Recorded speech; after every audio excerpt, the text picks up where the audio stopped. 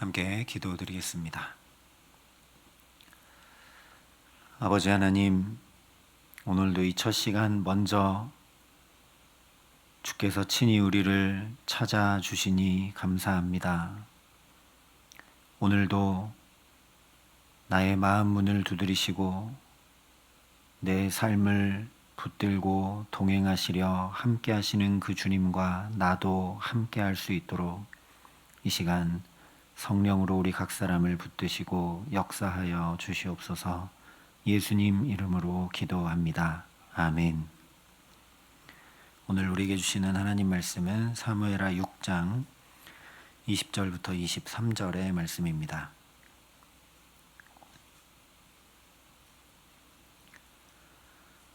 사무엘하 6장 20절부터 23절의 말씀을 봉독해 드리겠습니다. 하나님의 말씀입니다.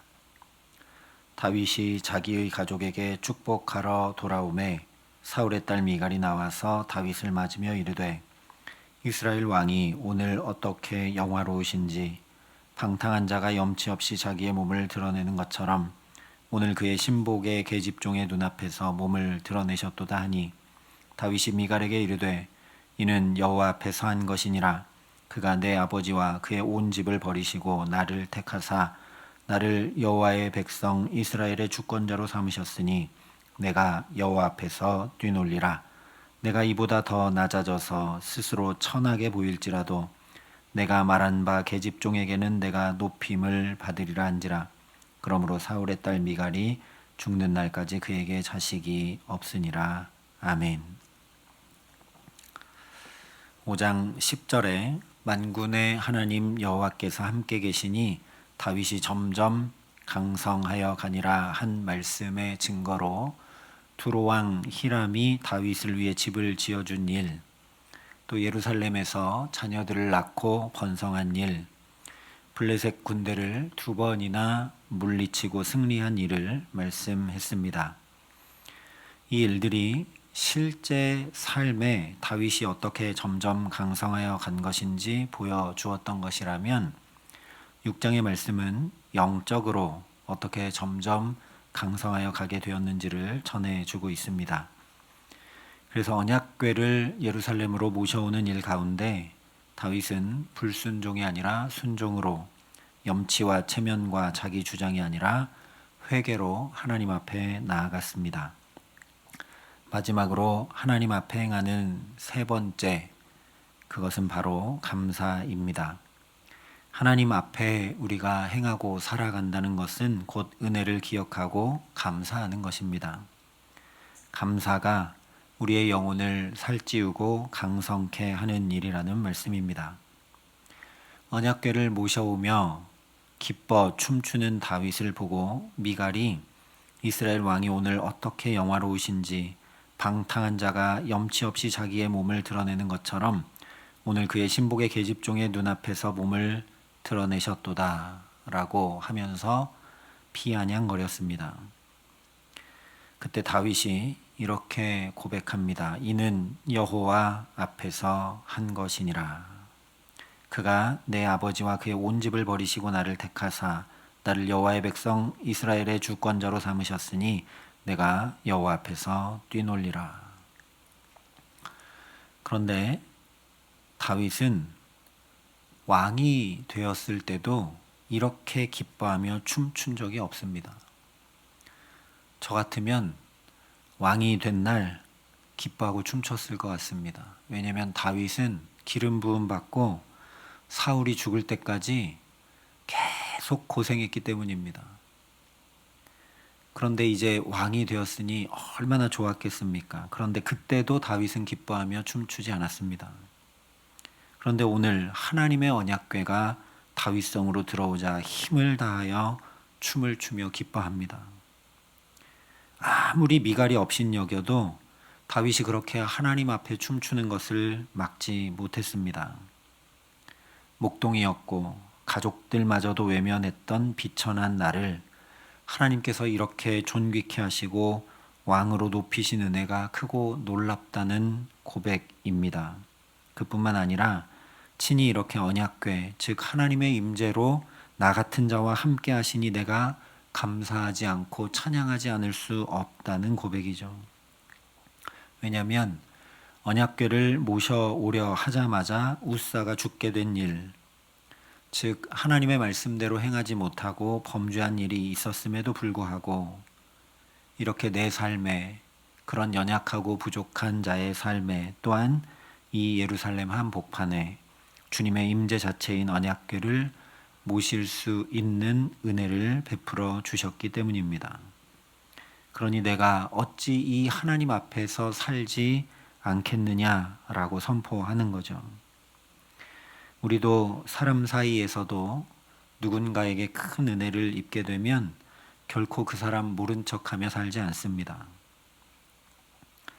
당연히 그 사람에게 감사하고 그 사람에게 잘하려고 하게 되죠. 우리도 다윗처럼 내가 누려왔던 모든 것들, 지나왔던 모든 시간, 걸어왔던 모든 순간 당연한 것 아니라 하나님의 은혜였음을 깊이 깨닫고 고백할 수 있도록 역사해 주시기를 간절히 기도합니다. 그렇게 깨닫고 감사하고 감사하기에 우리 영혼이 강건하여 우리를 미련하다, 믿음이 무슨 소용이냐 하는 세상의 소리들에도 결코 흔들림 없이 주님 앞에 주님과 함께 복된 걸음으로 살아가게 하시기를 간절히 기도합니다. 그런데 아무리 그렇게 내가 주님의 말씀에 순종하고 멈추어 또 기도하고 또 회개하며 주님의 은혜가 차고 넘칩니다. 깨달아 알고 감사하고 고백한다 해도 나와 하나님께서 함께 해주시지 아니하시면 내가 아무리 하나님 앞에 행하며 살아가려고 해도 결코 할 수가 없습니다. 그래서 나중에 선지서를 보면 아버지의 마음을 자녀에게로 돌이켜달라는 간구가 나옵니다. 우리가 아무리 회개하고 주님 앞에 나가려 해도 주님이 마음을 우리에게로 돌이켜주시지 않으면 아무 소용없다는 거죠.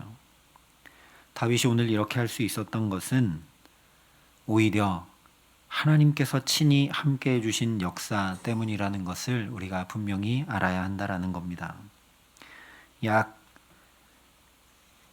20년 전 블레셋과의 20년이 아니죠. 약 6, 70년 전 블레셋과의 전쟁에서 이기고자 언약궤를 전장에 가지고 나갔다가 블레셋에 참패하고 언약궤를 빼앗겨 버리고 말았습니다.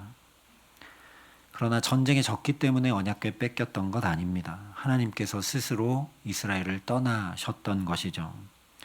그래서 사무엘상 4장에 보면 엘리의 며느리가 아들을 낳다가 죽으면서 그 아들의 이름을 이가봇이라고 짓습니다. 하나님의 궤를 빼앗겼으므로 영광이 이스라엘에게서 떠났다라는 뜻이 이가봇의 의미입니다. 그 언약궤가 약 7개월 뒤에 이스라엘로 스스로 돌아옵니다.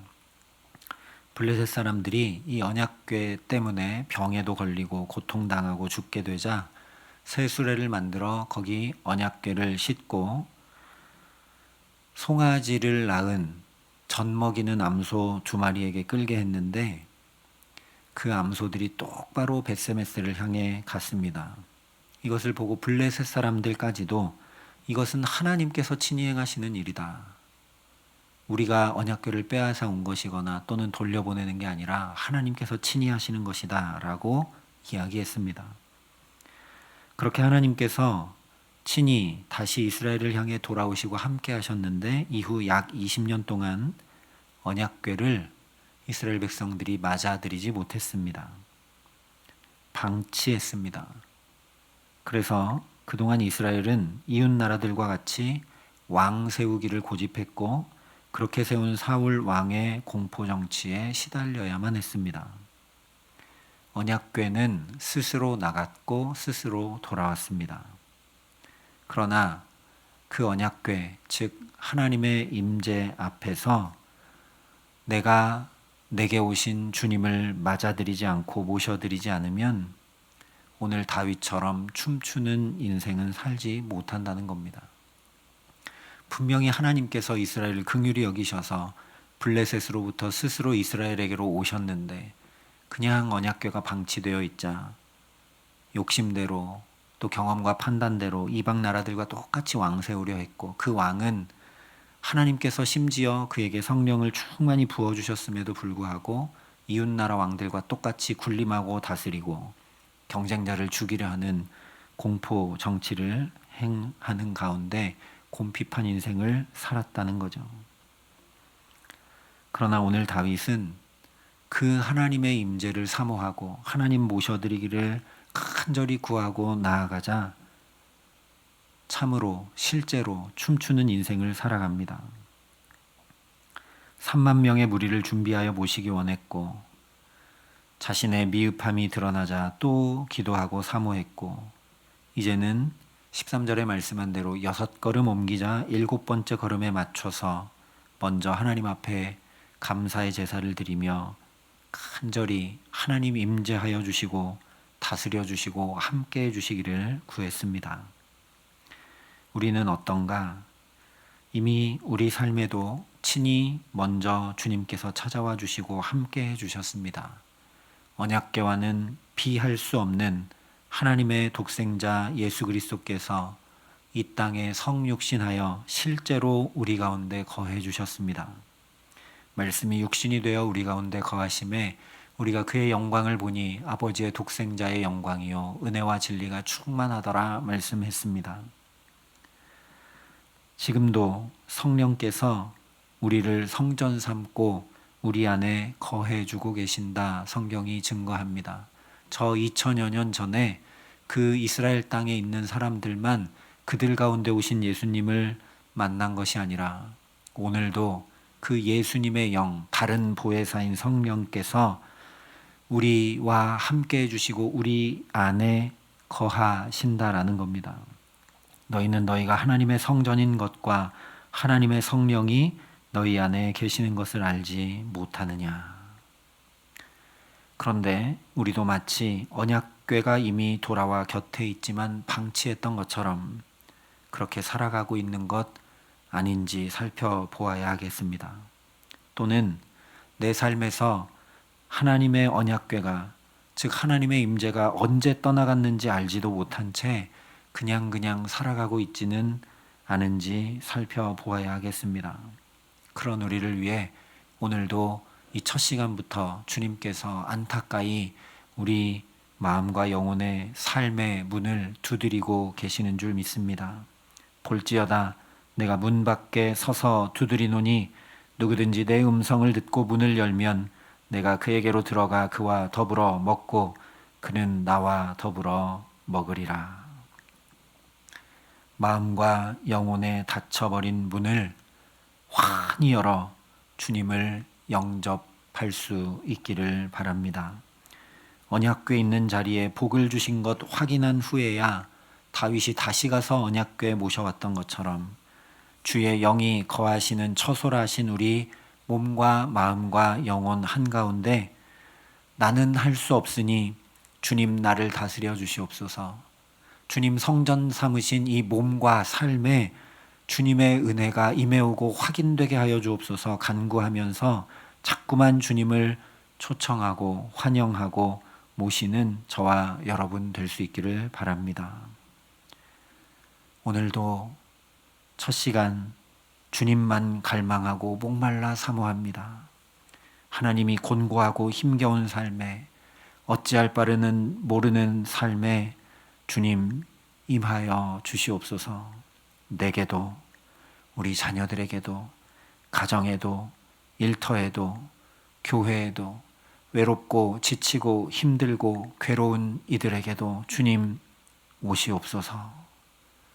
주님 임해 오시면 거기 치유가 있고 충만이 있고 능력이 있고 빛이 있고 생명이 있는 줄 믿습니다. 주님 오늘도 나에게 오늘도 우리에게 임하여 주시옵소서 간구하는 저와 여러분 될 수 있기를 바랍니다. 그래서 참으로 다윗처럼 우리에게 임해 오시는 그 하나님 때문에 그 하나님 앞에서 마음껏 뛰놀고 뛰놀 수밖에 없는 복된 인생을 주와 함께 살아가게 하시기를 예수님의 이름으로 간절히 축원합니다. 함께 기도하시겠습니다. 아버지 하나님, 어렵고 힘들고 괴롭고 어찌할 바를 모르고 지혜도 부족하고 믿음도 부족한 우리들 그냥 두지 아니하시고 친히 먼저 찾아와 주시고 오늘도 곁에 함께하여 주심을 눈을 환히 열어보고 깨달아 알 수 있도록 주님 우리에게 역사하여 주시옵소서. 지체하지 말고 그 주님 모시어드리고 맞아들여 주님과 함께 살아갈 수 있도록, 그래서 다윗처럼 기뻐하고 감사하고 춤추고 찬양하는 그런 복된 삶을 주와 함께 살아갈 수 있도록 이 기도의 시간 우리 가운데 성령으로 충만히 역사하여 주시옵소서. 이제는 주 예수 그리스도의 은혜와 하나님의 사랑과 성령님의 교통하심이 주님을 모시어드려 그 주님의 충만한 은혜와 생명으로 살기를 소원하고 결단하는 여기 모인 모든 주의 성도들과 사랑의 빛교회 모든 교우들과 이 나라 이 민족과 이 귀한 복음을 오늘도 세계 만방에 전하시는 선교사님들 가운데 이제로부터 영원토록 함께 하시기를 간절히 축원하옵나이다. 아멘.